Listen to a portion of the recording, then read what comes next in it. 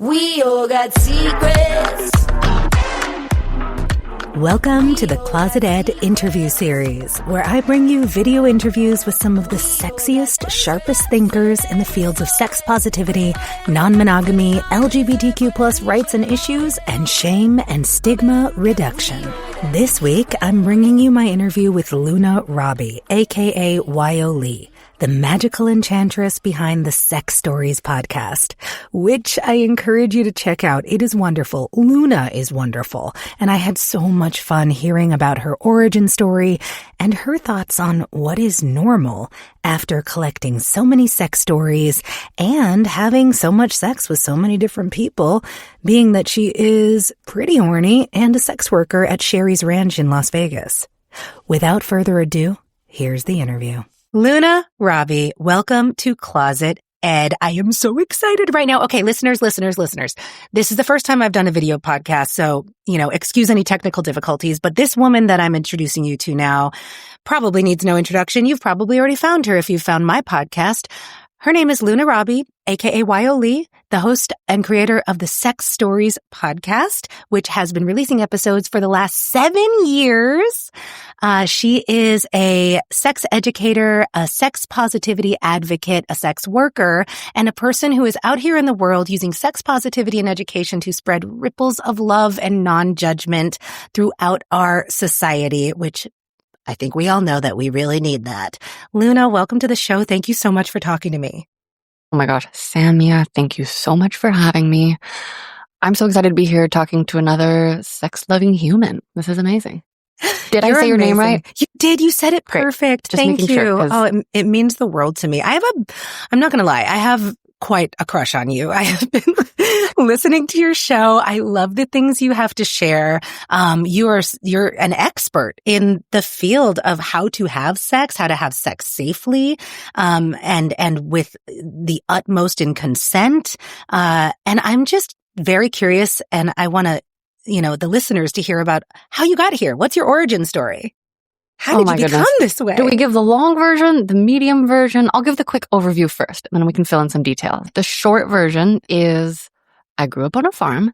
I came to the big city of Los Angeles to pursue my creative dreams. Looking back, I'm like, oh, she wanted to learn how to be a human. I studied acting. I went to film school at USC. I am an artist of many types, although I did not allow the full explosion to happen until almost a decade ago when I was like 26, 27. I am where I am because I got rejected sexually and romantically so much in my early years. Not for lack of trying and not for, ugliness or anything. I was raised with these narratives, which I think many of us were, that if a woman, and I've always identified as a woman, although, is it true? Because when I was in third grade, I did try to get people to call me an it. Like I was like an it creature, but that was long before that was like popular and cool. And I gave up, and I'm like, I am very feminine. I'm also told often that I'm very masculine. So that's another conversation. I think everyone's non-binary, so we can talk about that. We all have both parts. We all have all parts, right? Like we all are created of human archetypes to varying degrees. And it's a matter of like, how much were we raised to be allowed to love each different part, right? So, and also in this society, we have all of us have or at least we either have a lot of like go, completion, doing, the archetypally masculine energy. We're trained that way, or we're trained to have shame if we don't have it that way. Like heaven forbid we rest and receive and like be emotional and messy all over the place. So I have a lot of both. I am but an egg. I quote my favorite author, Robert Heinlein, but the more that I learn, the less that I know. But I had early origin stories of being rejected, and it took me 4 tries, 5th time's the charm, to have my sexual debut with a partner. So I really wanted to have sex. I was curious about sex. I was like, back then I called it losing my virginity. By the time I got to college, I was like, okay, I'm checking out candidates for virginity loss. I was raised in a place where, I wasn't raised super religious, but there was so much religious overtones baked into the community where I grew up that I was like, oh, like it wasn't until my childhood best friend when I was 14 was like, I don't think you're going to wait until marriage. And she said it very concerned. And I was like, that's an option for me? And then I was like, let me think about this. But I hadn't had any experience. And looking back, I had absolutely, like, the people who I was attracted to were attracted to me. I had a secret hookup buddy was my origin story for physical contact. Like, but I didn't even understand that the blowjobs I was doing with him counted as oral sex. Like when I heard that like oral sex was blowjobs, I was like, what? What? Silly, And so I had a lot of physical pleasure and joy, and still my origin story is one of being the secret woman on the side, which now I've made a career out of, whether someone is like divulging secrets to me, their podcaster friend, which early on, I didn't realize that I was an unwitting container for that. Right. So, rejection led to curiosity about sex. And when I started having sex when I was 19 and a half, I was just so excited to be having it at all. I'm a human who loves touches, and I'm so curious. And I was like, okay, I don't know what I'm doing. I don't know if this is good sex. Like back in the day where I really believed in the binary good, bad sex. And I was like, well, I'll get better when I have a boyfriend, and when I was 22, I had my first boyfriend. I had lots of experiences in between. Well, about 9 experiences in between. And then I had my first boyfriend, and I was like, now I'm really going to understand how to orgasm with a partner, and that is where I didn't realize. I mean, it took me another probably decade. It wasn't until a couple years into the podcast that I was like, oh, people have so much shame around sex. But I was like, now I have a boyfriend, so I can talk about sex with him and we can do it really good.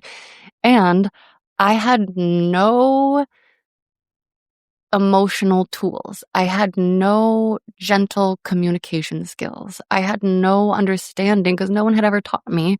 No one teaches any of this. No one teaches. Yeah. Some people do. I've found out that there are a handful of some really rad parents out there who have taught their kids this. And it's interesting because some people are like, Mom, no, don't tell me this. And then some people are like, okay, yep. And then my first partner and I had a great sexual debut together, and we were very thoughtful about it, and so I bless those people. And may they continue to spread ripples of love. It's also very funny because the people who I have met, like some of my best friends, I was over for dinner at my friends who are a couple, and they were like, well, like, why do you think people need help with sex? And I went into a long answer about trauma and society and this and that. They're like, no, but what's the problem? And so in this conversation of dialogue, we were able to discover that neither of them had any kerfuffles about sex. It was just easy and good for both of them always. And they paired up, and they have a beautiful,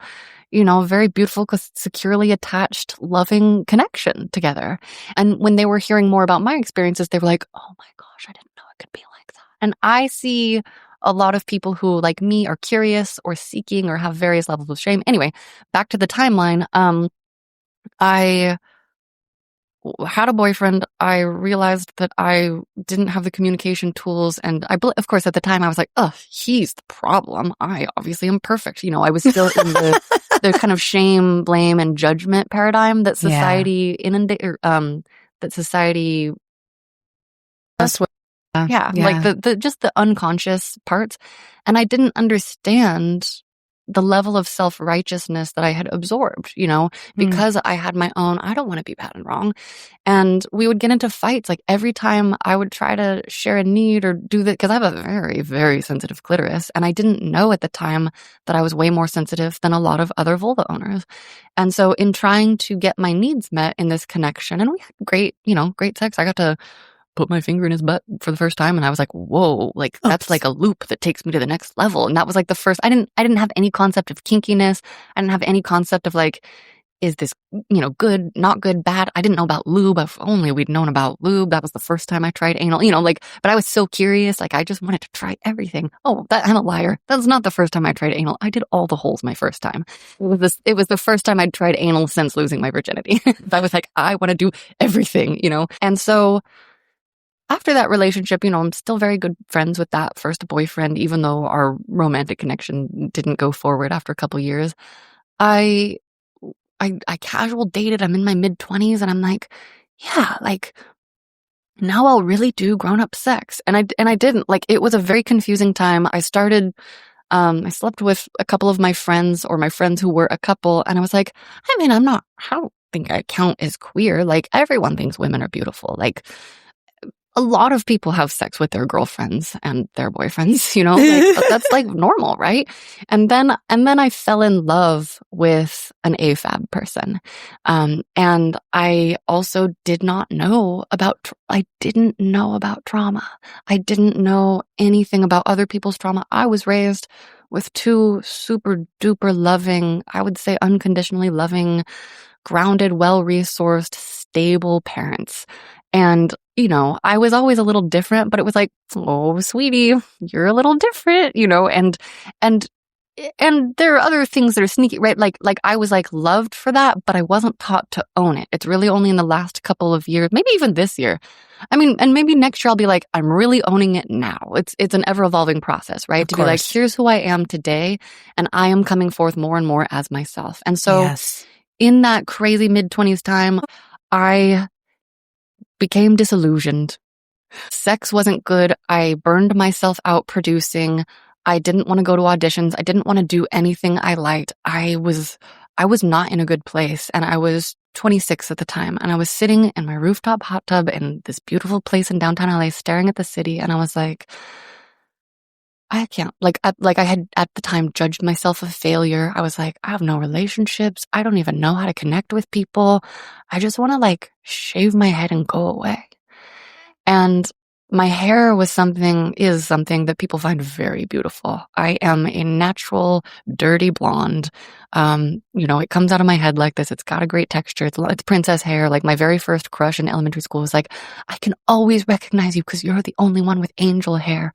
And I also grew up. I want to make you take it down now. Sensorially, when I'm doing something, having it on my shoulders, I find very distracting. So I now know that I'm a sensory queerdo. Like I didn't know how sensitive I was because I was from a functional military medical professional family who lived on a farm, and I am super functional, very practical, very grounded, but I'm also whimsical. I'm also an artist. I'm also, I say, probtistic. Like I've read enough books on autism to know that I have the female presenting dots on the spectrum. The way that I think, the way that I work. Enough people, every time I meet someone new, they're like, you're so interesting, unique, fascinating. Wow, it's so different. And I'm like, I have just been trying to be the same my whole life, and I'm giving up on that. I'm giving up on that because I don't have the skill of human pretzeling to be in a pleasing shape to others, which people are like, it's so good. You don't have to unlearn the patriarchy. And I'm like, I don't have the option of blending in. I don't have the option of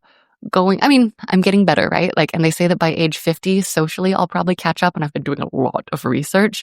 I was going to say, I think you're in a pleasing shape now, truly, just the way you are. Yes, but I haven't triggered your unconscious yet.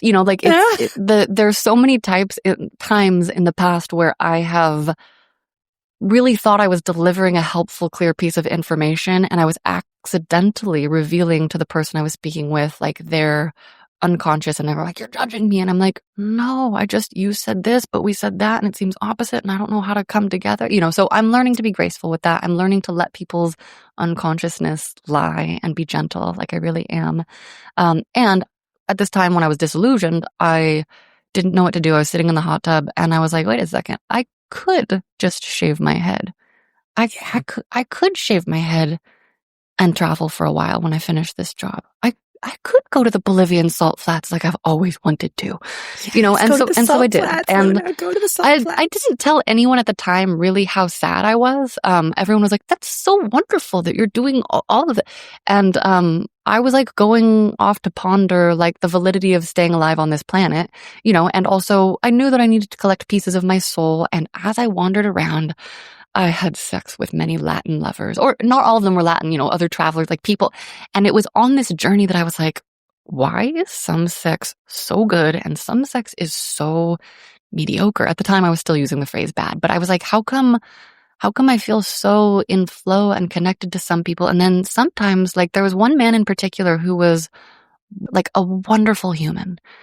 We had so much fun. I met him in one city. He drove me to another city. We had a really romantic, everything around was romantic. I'm using air quotes, kind of the classic, dinner, blah, blah, blah.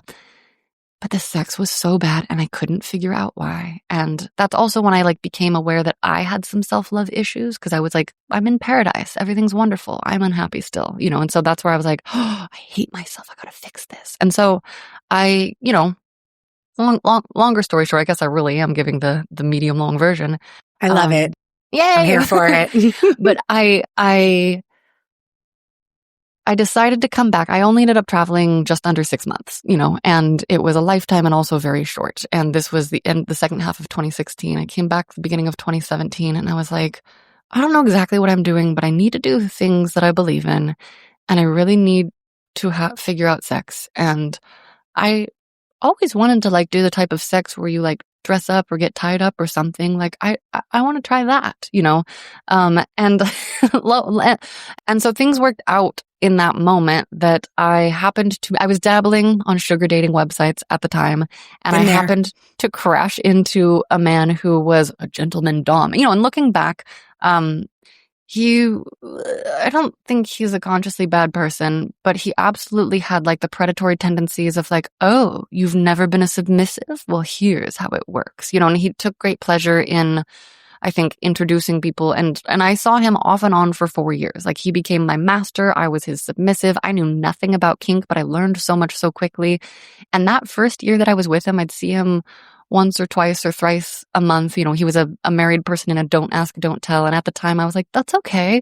And now I'm like, oh, you have a don't ask, don't tell? Show me the video of them giving permission. But also now I'm like, I'm not really dabbling in those spheres. Like I need a kind of different level of appreciation to be curious to explore with someone.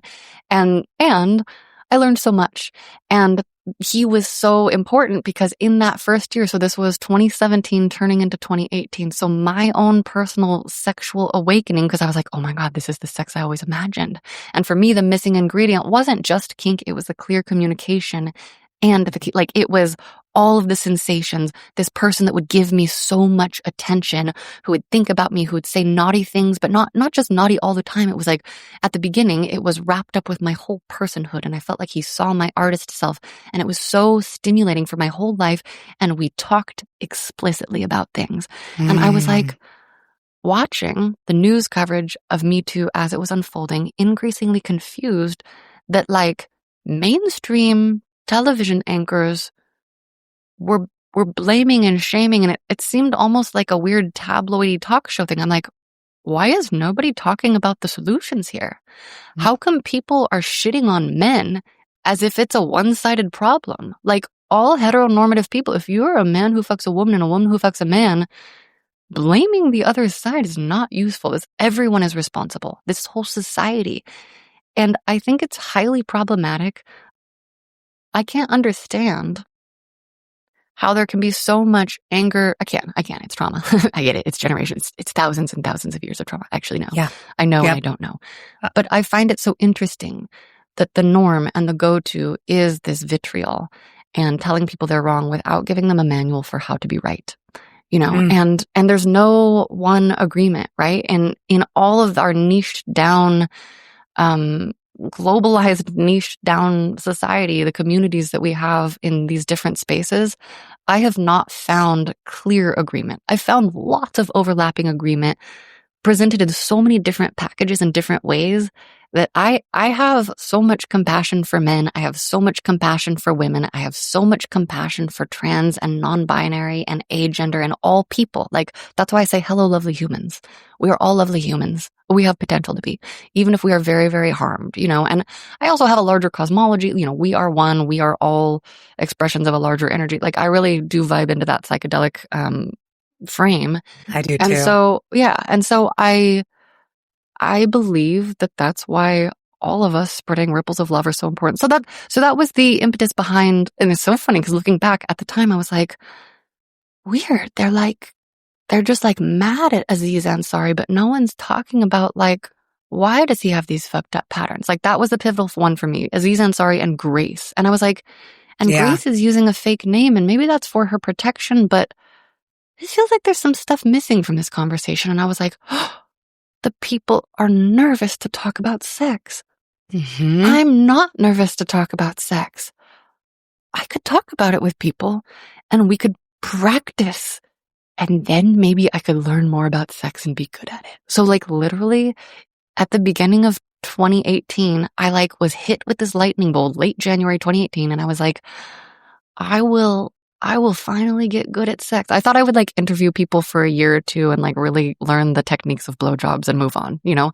And I will say my blowjob skills have improved astronomically. I thought I was already good at the time too, because I'd learned about deep throating. You know, I'd learned, how explicit am I allowed to be? I am not good at censoring. Be all the Okay, explicit. okay. Yeah. Don't censor. We hate censors. Okay. I mean, it's a real thing. So that's the other thing is in 2018, that's when all the FOSTA SESTA stuff started getting passed. I had no idea. I wasn't a sex worker. I didn't know I was a sex worker until 2020 when one of my guests was like, you post your fine art nudes you started taking in South America on OnlyFans, like you are a sex worker. And, you know, I still had all my own unpacked whorephobia, which is still in there. Like we are socialized to think it's a bad thing, or at least I haven't, even my friends who like come from a lineage of sex workers, like it's in our society, right? And so when I say whorephobia, well, I got to write this is one of my next How to Brothel episodes, but there's a whole lot in there, right? There's a lot to unpack, but I myself was like, I can't do that. I was raised loved. I can't do that. And so that, even though there was a part of me that was like, color me curious, you know, and I'd spent over a decade, probably almost 15 years, like just researching the legal brothel. Like I'd poke a couple times a year. I'd look up all of them. I'd think about which ones I would work at. And, you know, it was the summer of 2021. I had realized I was a sex worker for, you know, being on OnlyFans, but not an effective one, right? Like I'm not an effective OnlyFans bae. Like I'm not capable of fake chatting. Like what people think of as a sex worker, I've realized, everyone has different ideas, but I've had so many people be like, oh, you're faking it. You're this, you're that. And I'm like, if only you knew how actually bad I am at pretzeling. Like, I'm not capable of like reading someone's mind and telling them what they want to hear. When someone's like, you know, when you just tell someone what they want to hear, I'm like, yes, how do you do that? Like, and when people look at me, oftentimes what's projected onto me is like the popular femme fatale, powerful goddess, you know, and yeah,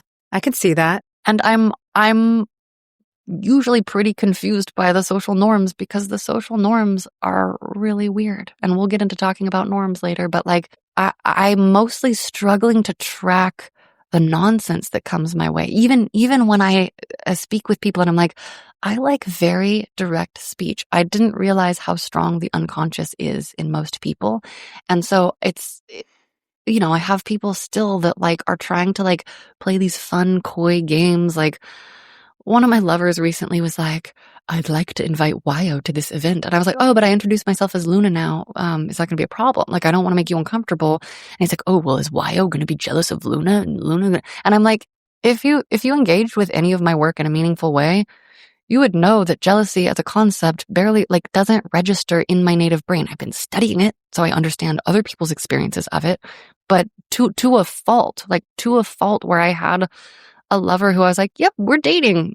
We're dating now. It's my first time dating in a while. And then he went and fucked his not even yet ex-wife. And I was like, cool, we're going to be in like a polyamorous Robert Heinlein sci-fi. And then I started telling my friends and they were like, what? No, bad. Like, and I'm like, I'm with you on this. I'm like, what? That makes sense. They were just married. It's fine. It happens. But contextually, given the circumstances, I was missing some pieces, you know? And so there are all these pieces that I've been collecting over the years. Anyway, I told one of them in 2021, I was like, okay, I guess I'm a sex worker. And then I also had this span of like 2 or 3 weeks where the person that I was dating online, you know, post-pandemic dating or like still kind of in it, but like my photography assistant at the time and a couple, like there were like 3 other synchronicities, like a stand-up show and then another TV show I was watching. Like there were all of these autism synchronicities. And these people in my life were like, I think you're on the spectrum. I think it would really help you to learn more about this. Here, read this textbook on autism. And I did. And, you know, and then I kind of gleaned that it's not normal for people to hyper-focus on one topic and start going deep, right? And at that point, I was 3 years into like learning everything I could about sex and communication and relationships. And I just wanted to like understand how the humans worked. And I was like really, really in it. And then my friend who was like, I think you should read this novel. The main character really reminds me of you. And I read this novel, The Kiss Quotient, and the main character, what she didn't say is the main character is labeled as Asperger's, which is a term that we don't really use anymore, but it is, we don't use because it's got Nazi origins, but it now is we helpful. use like low support autistic. Low support, yeah, and there's different ideas about like what is useful, because it's also like, well, I do require high support when it comes to unpacking social things, but like I can function, low support isn't the more appropriate way of saying high functioning, which is what they used to say. And anyway, so basically someone who doesn't seem like they have a problem, it's someone who like is very, very socially awkward, high sensory. So I read this book.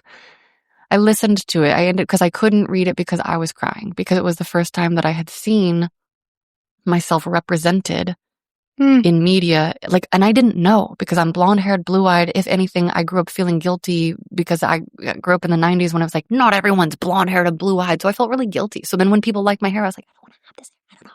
I don't know. I happen to have a natural hourglass figure. It's almost like the universe made the funniest joke by putting me in this beautiful human package, which I didn't realize until February 2022 when I was at the brothel. I'd been there for 6 months, and I had this moment with my best friend Gigi, who's like the reason that I got there. Well, I'll get to that part in the story. That I was like, oh my God, I'm like really attractive to many other people. I'm not everyone's cup of tea, but like, I'm like, oh, I'm in the hot girl category. Like I finally was like, oh my God, all of those times when I was in audition rooms with literal models, I was there too. I was there. And I just remember being in the audition rooms and being like, oh my God, these girls are so pretty. What blah, blah, blah. And so, because I also really, really took to heart that it is the contents of your character, not the external package that matters. And so I read this book. I'm crying on the floor now listening to this book. And I wasn't initially in this space of like joy and freedom. I was like, I'm broken, or like, I'll never, no matter how hard I try. Like I was like, all these years wasted, was what the mean voices said, the scared voices. Yeah. It's a problem, not a superpower. Yeah. Like it was, yeah. And so then I was like, okay, well, I also am able to look back and see how bartending led to producing, led to one-on-one photography, where I would have these really intimate experiences with people. And that's also the other reason sex stories happened, is because during photo shoot sessions, when I came back and I was like, I want to do something I believe in, I did quick, like 15-minute sessions. So I got really good at calming down a human nervous system to do something really intimate and to reflect to people how I see them and to make their energy match their physical package. So I'm really good at like getting them to breathe, using my vocal training to align the body and like kind of like fluffing them, not that kind of fluffing, but now, yes, but like making it so that we would find play, using all of my skills as a director and a performer. I would do the improv for them, writing storylines of the types of characters they would play, how I would cast them, what I would write for them. And people would leave my apartment being like, I'm going to go write that pilot. And I was like, do it, so I became this creative, unwitting creative inspiration. And then also I started having lovers that were like, oh my God, like this is pre-brothel by a couple of years. I'm healed. You've healed me sexually. You should do this. You're a sexual Sherpa. And I'm like, I don't think you should say that phrase. I don't know what that means, but don't call me that, please. Like, no, you carried my burdens up the mountain and now I'm healed, and then that was a narcissist that proceeded to treat me terribly. So I was having all of these like really mixed and terrible experiences in my personal life. And in the back of my mind, I was like, okay, there's a job. And so then all it took was for me to fully fall apart. And I was feeling all kinds of feelings. And I was watching The Family Farm, and my best friend Gigi was staying here in my apartment, like working on her pilot. And I had recently revealed to her my money kink, the sugar dating. And I found out she had sugar dating experience too. And I told her how hot it is to receive concrete nurturance, like a concrete show that someone actually cares for me, because I didn't feel confident. I still don't feel confident in my ability to recognize without the clear container of money if someone really wants my time or attention, if they really deserve that. And so I was telling her, and I told her about all the research I had done about all the brothels over the years. And she's like, wait, you know which one you'd go to? And I was like, yes, Sherry's Ranch. I was like, it's clearly the only one that would, for me. Da, da, da. And I didn't know that it was also the nicest. Like it's the quote, the luxury brothel. I just knew that it's the one that resonated with me with the branding on the websites, to the best of my ability. And it was closest to Vegas. So it's like driving distance from LA. Yep. And she was like, I'm going to apply right now. My sweet Aries moon friend.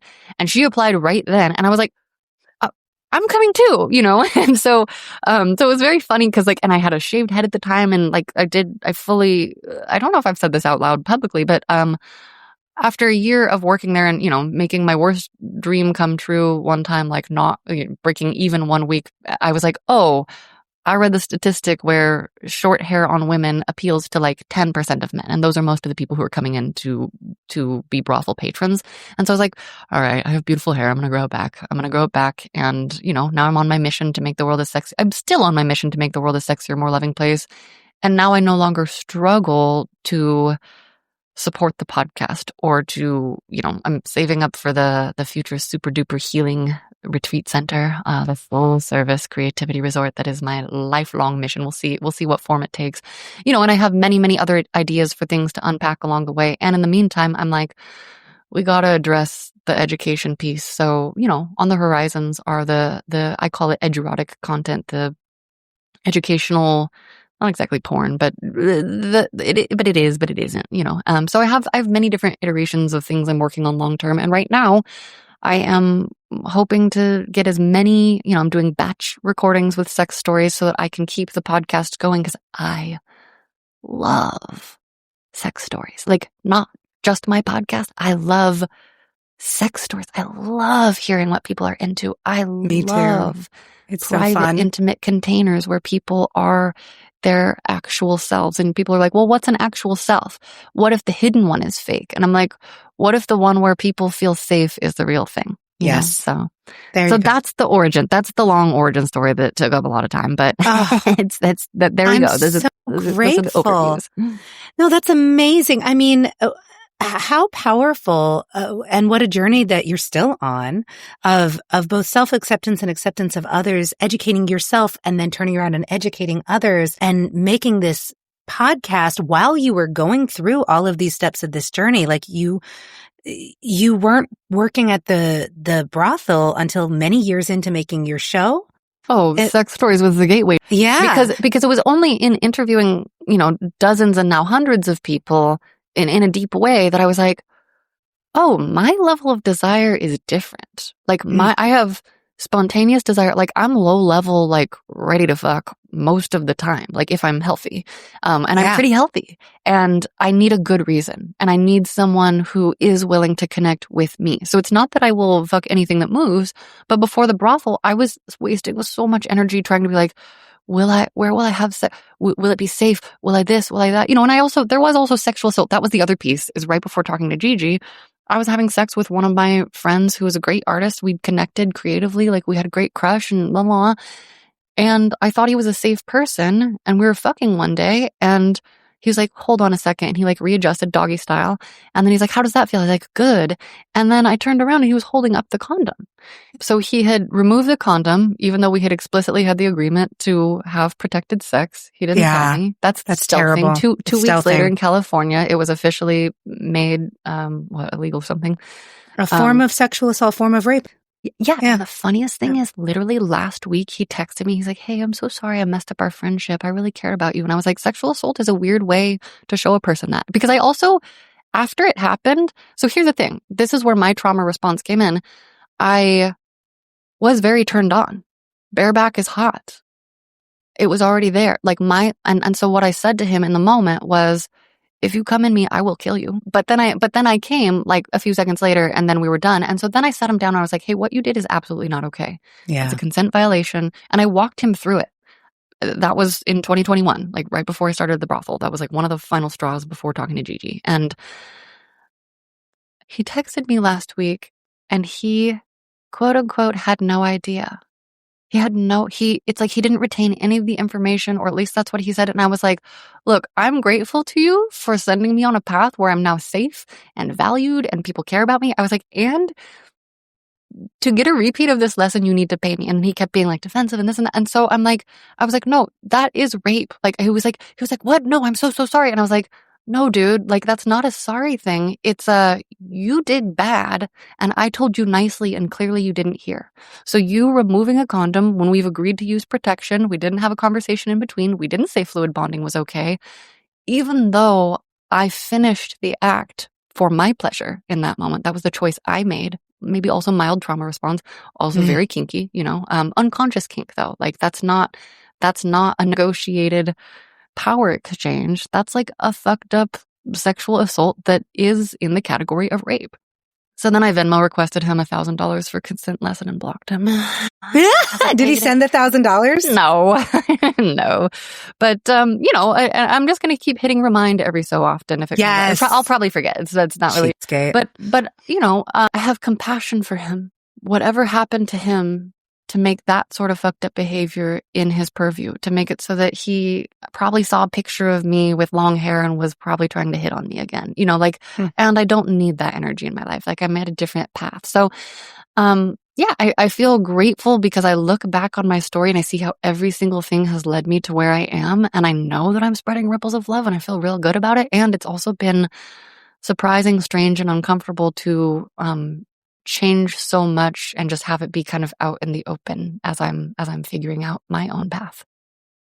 To hold those two things in your mind and spirit at once, like, this man violated consent and committed rape, and I also went with it because of my own traumas and the moment, and called joy. Him out. Yeah, there also and joy. Like, yeah, called him out later. Yeah. He didn't retain it. I'm letting him go, but I still have compassion for him. Like, that's so many things that so many people would feel conflict with each other and couldn't coexist.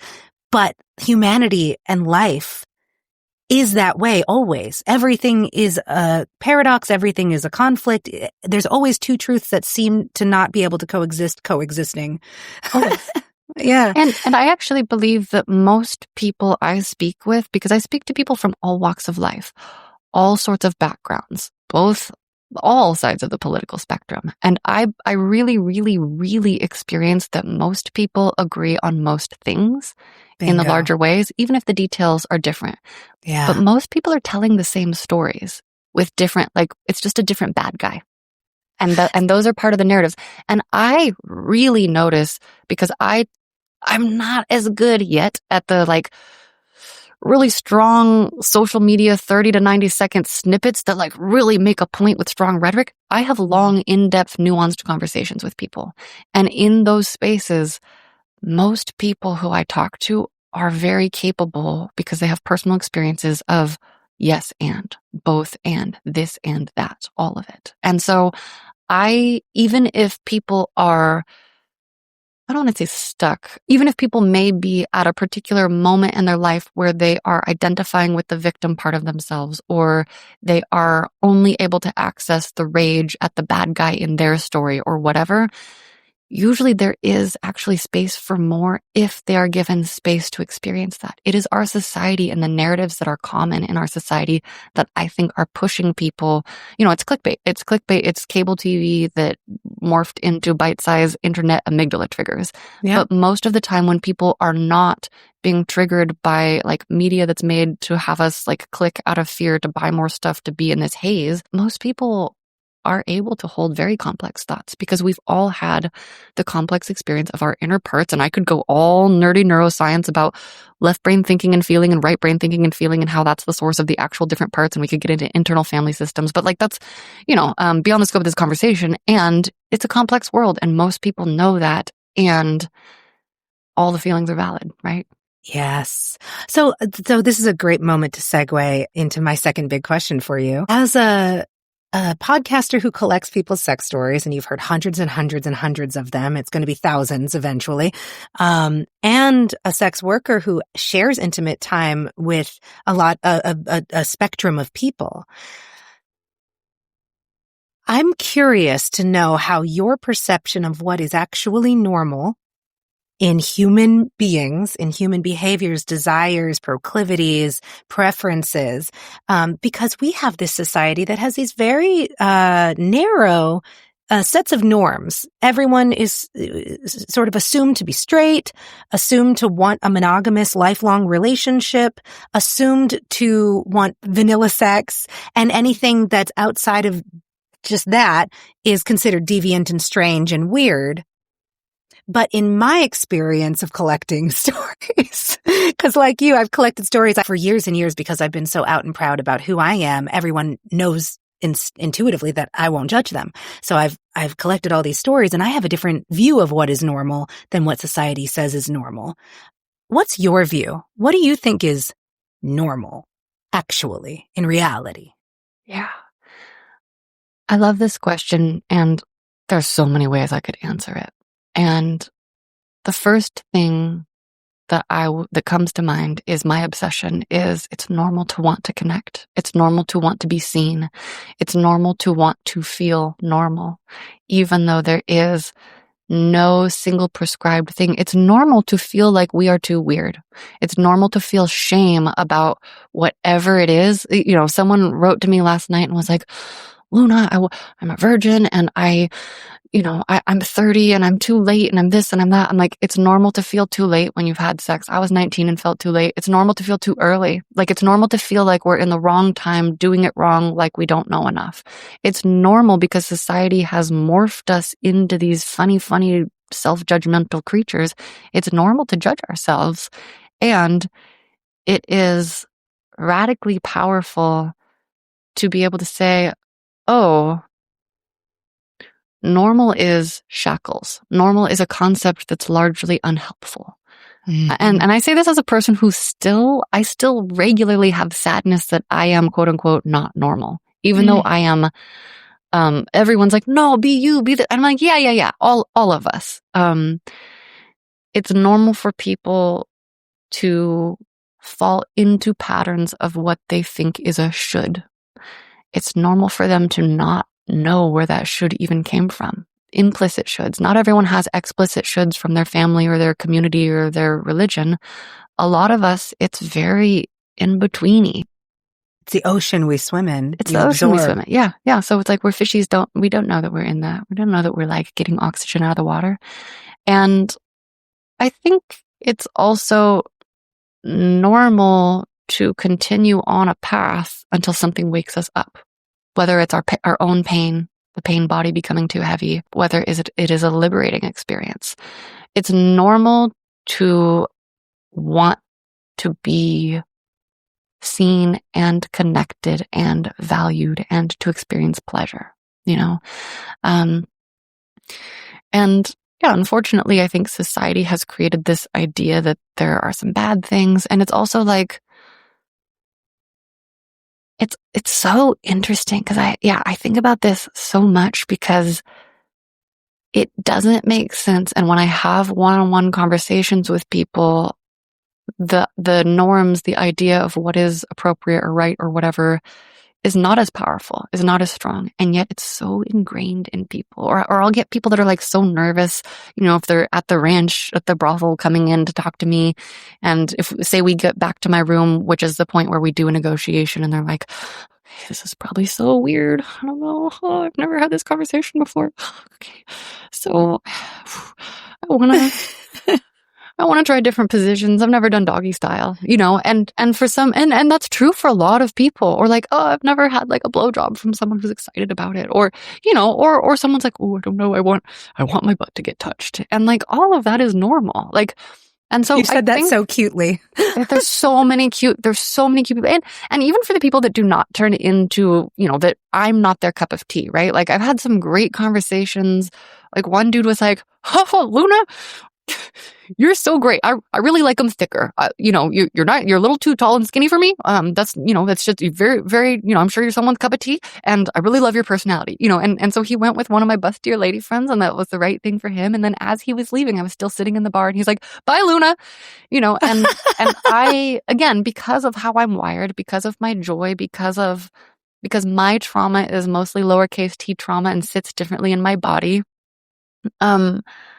I'm able to really have joy in every step of the process there. And so I think it's really normal for us to want to connect with humans And then it's also unfortunately normal for us to feel the need to guard ourselves from the shame, blame, and judgment that is so rampant, you know? Yeah, it's shame, blame, and judgment that gets turned onto ourselves and then so often gets turned outwards because it's so painful to only have it on yourself. It can be a relief to turn that outward, which is why I have, and I feel that you probably resonate with this, so much compassion for the people who are sort of the worst offenders when it comes to judging others. Like you don't do that unless you're doing it to yourself. Yes. I have so much compassion. I mean, to a degree that most people would find unrelatable, right? I have compassion for anyone doing atrocious harms, like at all levels. And it doesn't mean that I think their behaviors are okay, No. right? That's a completely different thing. And I also know that to be on this planet, particularly in this time, is a very confusing experience, you know? And we're getting a lot of different messages. Screens are pushed at us. The lifestyle that is normal is not healthy for the human body, because what's actually normal is to be outside and move your body and be under the sky and look at sunsets and sunrises and smell flowers. And so many of us are in screen holes, stuck. And it's like, no wonder we're sad. No wonder we feel a disconnection from other humans. So that's why I really, for me, in-person experiences are the best. Obviously, I love screens and online things, but that's why I use most of my screen time to talk to other humans in deep ways, right? Whether it's a conversation with you or a podcast guest or someone who wants a private session with me through the internet, that's where I use my screen time. So then I struggle to keep up with social media as a creator and a consumer because I'm like, I already did so much screen time and now I got to go be in person with people because I need touches and so do they. Everyone needs touches, you know, and if someone is too traumatized to enjoy the touches, then I would love to give them somatic therapy. It's not my job, right? Like the people who come to see me are usually at a different point in their development, but the general eye, you know, I hope that they can seek out some sort of healing in a somatic way that can support their body. So yeah, I mean, and I'm endlessly hopeful for us, even in the darkest moments. I'm always willing for the dark to be the dying breath of the evil. That's what I've been holding on to for the last 8 years. Oh, I'm team love can win if we can all dare to continue spreading ripples of love, which I think goes back to your point of each of us is the new normal. Every single little thing can be our normal. It's just normal to explore. Humans are weird. It's normal to be weird, right? That's the main takeaway is everyone is normal weird to be weird. Yes. Yeah. Oh, I love that. I have one more question for you just because I'm very curious and this doesn't need to be a long answer. We're going to wrap soon, but I also have a money kink. I have been a sugar baby. I never went past one relationship. I never pursued it further than just this one relationship that kind of fell in my lap, but I really enjoyed that one relationship and got a lot out of it. It was really great. But for me, there's a battle between my ick factor with a lot of people. I'm not always down to fuck and I'm not attracted to a ton of people. But if there's money involved, I can be temporarily attracted to a person who is willing to part with a lot of money to be with me. And I'm curious for you, if you ever get an ick factor, if you have done work to be more embracing of different types, because we're all sort of programmed with a lot of superficial standards for others. And I've really fought that in myself. I struggle with fat phobia really, I've been working on it for years and years and years, and I'm still working on it. I'm wondering, is that something that for you comes more naturally, just embracing lots of different types of people? Are you more attracted to lots of different types? Or is there an element of work that you've done to be more open and accepting so that you're legitimately enjoying all the experiences that you have? This goes back to my early wiring where I took the message so strongly that it is the contents of your character, not the outer package that matters. And so that's what I listened for. And for me, I've always been first attracted to energy. I just did a whole episode on how I identify as a kind sexual and how that has blessings and curses, right? Everything's a lesson and a gift. Because pre the container of money, I was too open. I wasn't being valued. I was giving too much for the attention I was receiving. And I would, if someone was nice to me, I'd be like, ooh, okay. And it wasn't a good use of my time. So if someone is kind to me and I think we have a good vibe and I feel good vibes with many people, I love touches. And what I've realized is that most of the time, touches feel great if the body is healthy, right? It's different if someone has an open wound or like a festering pustule, like like there are some things that creates an ick factor. I have not encountered that, just so you know. Okay. I'm glad. But for me, I think I truly think all bodies are beautiful. Now, I'm not saying I think metabolic disease is healthy. I'm not saying that I think everyone should eat processed foods and not care about how it affects their mental health and their physical. I'm not saying that. I'm saying if that's where you are at your process, if you have a kind heart and are attracted to me and we can have a vibe, I will, I'm so sensorially oriented. I love sensations of all kinds. I love fucking people with bellies because it hits all of my parts and it's delicious. I love touching bodies, especially that are not used to receiving gentle, intimate touch. I love really old people.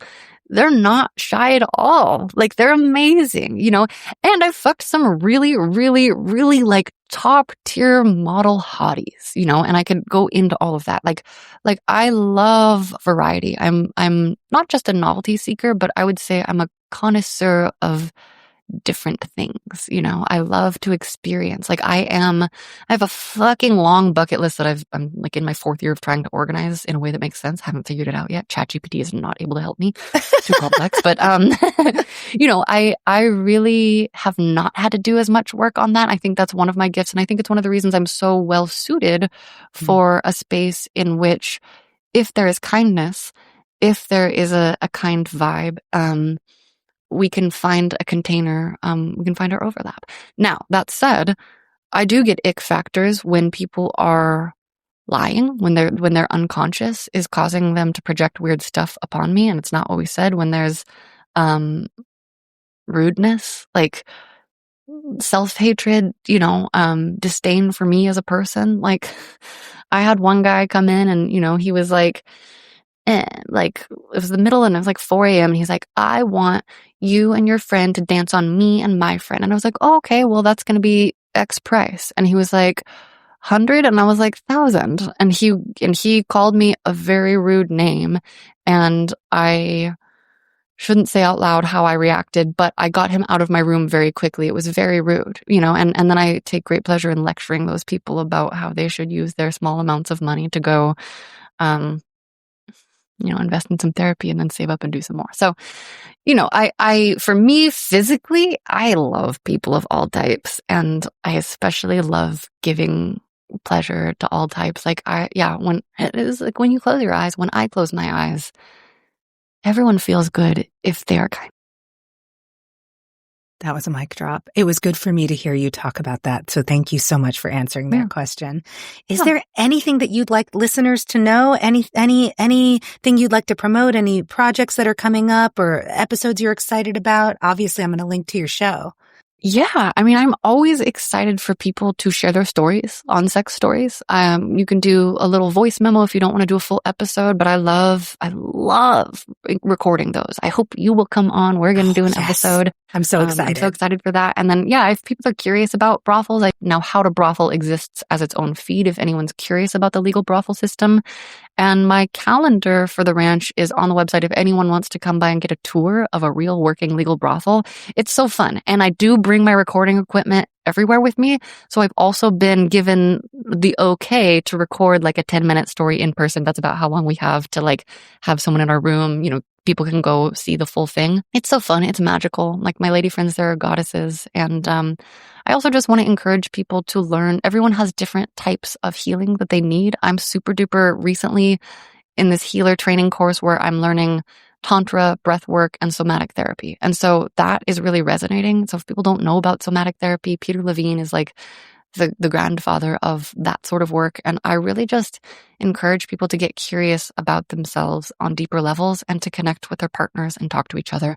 And even if it's not on pod, I really just want to encourage people to share sex stories because that spreads ripples of love. Like that's the mission. Yes, it does. Everyone go listen to her podcast. Luna, you are magnificent. I'm so grateful for this hour I get to spend with you. Thank you so much for coming and talking to me. And I will talk to you again soon for your show. Oh, yes. Thank you so much for having me. We all got secrets. We all got secrets. Thanks for tuning in, Pine Cones, and I hope you dug this conversation as much as I enjoyed having it. If you haven't already, make sure to subscribe to Closet Ed on whatever platform you listen on, and please consider rating and reviewing us if you found the show helpful. We also love to hear from you on socials. Follow the show on Instagram at Closeted with Samia, and follow me on Insta and TikTok at samia.mounts. I'm still looking for guests for season 2, and if you think you have a story to tell, email me at closetedpodcast@gmail.com.